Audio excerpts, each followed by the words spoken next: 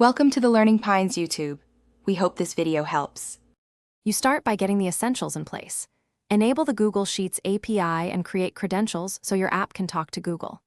Once done, copy the API key or OAuth client ID and keep it handy. This is how Chatgpt will authenticate. Create a service account when required and share the specific sheet with that service account email. Make sure your spreadsheet has clear headers and one dedicated tab. This minimizes mapping errors later and lets you fetch rows predictably. Now you write the bridge. Use Google Apps script inside the sheet to fetch rows and call ChatGPT's API. You will assemble a JSON payload with prompts pulled from mapped columns, add your API key in script properties, and perform URL fetch app. Fetch with proper headers. Once you receive the model response, parse it and write the output to a designated result column. Use try/catch to handle errors and utilities. Sleep when rate limits require pauses, which prevents finish by testing thoroughly.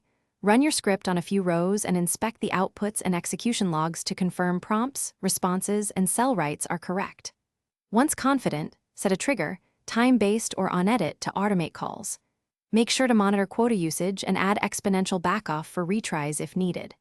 If things go wrong, first validate your API key and OAuth scopes, then check the sheet permissions and response JSON. Often the issue is an unexpected field or insufficient scope. Thanks for watching. Consider subscribing if we helped you.